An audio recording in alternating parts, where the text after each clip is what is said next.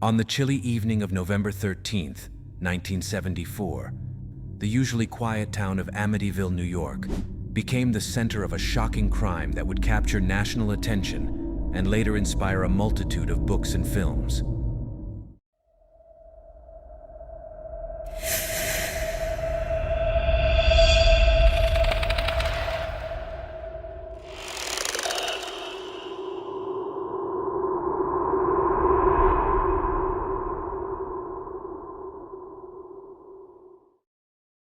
Ronald DeFeo Jr., a 23-year-old resident, stormed into Henry's bar, a local hangout spot, shouting for help. His panicked words, "You've got to help me. I think my mother and father are shot," immediately caught the attention of the patrons, including his friend Bobby Kelsky. Kelsky, along with several other bar patrons, followed Ronald back to the DeFeo family home at 112 Ocean Avenue. The DeFeo house, a large Dutch colonial with distinctive quarter-moon windows, stood silent and foreboding under the dim streetlights. Ronald led the group inside, where they were met with an eerie silence. Despite the lights being on, there was an overwhelming sense of dread. The group cautiously made their way through the house, heading to the master bedroom where Ronald had claimed to find his parents. What they discovered was a gruesome sight. Ronald DeFeo Sr. and Louise DeFeo lay dead in their bed, both shot at close range with a high-powered rifle. The shock quickly turned to horror as they searched the rest of the house and found the bodies of the DeFeo children: Dawn, 18, Allison, 13, Mark, 12, and John Matthew, 9, all of whom had been shot in their beds. The initial reaction was disbelief and confusion. The Amityville Police Department was promptly called to the scene, and officers arrived to find the horrifying massacre. The police began their investigation, and Ronald DeFeo Jr. was taken to the local station for his own safety and to provide a statement. During the initial questioning, DeFeo claimed that the murders were a mob hit orchestrated by a hitman named Louis Fellini. He told the police that his family had been threatened by Fellini, suggesting that the murders were in retaliation for some unspecified offense. However, detectives quickly noticed inconsistencies in his story. As the investigation progressed, Ronald's behavior became increasingly erratic. He was unable to maintain a consistent account of the events, and detectives began to suspect that he knew more than he was letting on. After hours of intense questioning, Ronald DeFeo Jr. finally broke down and confessed to the murders. "Once I started, I just couldn't stop. It went so fast," he admitted, describing how he had methodically gone room to room, shooting his parents and siblings as they slept. The details of the crime were chilling. DeFeo used a .35 caliber Marlin rifle, shooting each victim in their beds.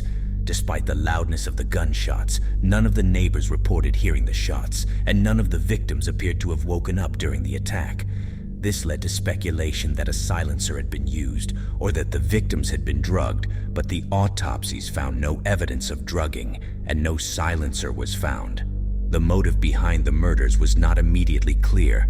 Various theories emerged, ranging from Ronald's strained relationship with his domineering father to his heavy drug use, which included LSD and heroin. Ronald had a history of violent outbursts and had previously threatened his father's life.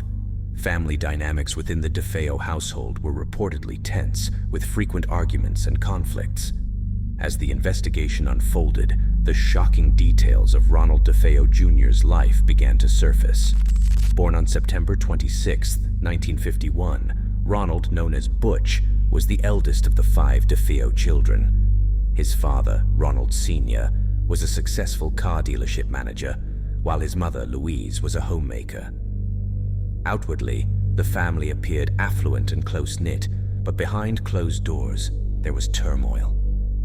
Ronald Jr. had a troubled childhood, marked by violent arguments with his father and behavioral issues at school. By his teenage years, he had developed a substance abuse problem and was frequently in trouble with the law. Despite attempts to help him, including psychiatric treatment, Ronald's behavior continued to spiral out of control.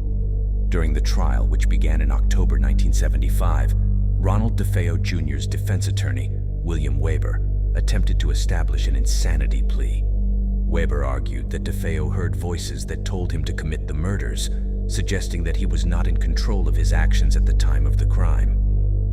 To support this claim, the defense brought in a psychiatrist who testified that Ronald suffered from dissociative disorder, which caused him to lose touch with reality during the murders.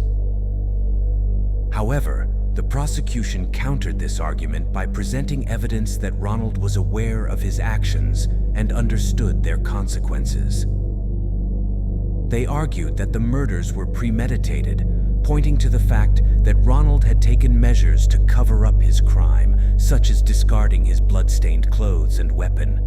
A prosecution psychiatrist testified that while Ronald did have antisocial personality disorder, he was fully aware of his actions when he killed his family.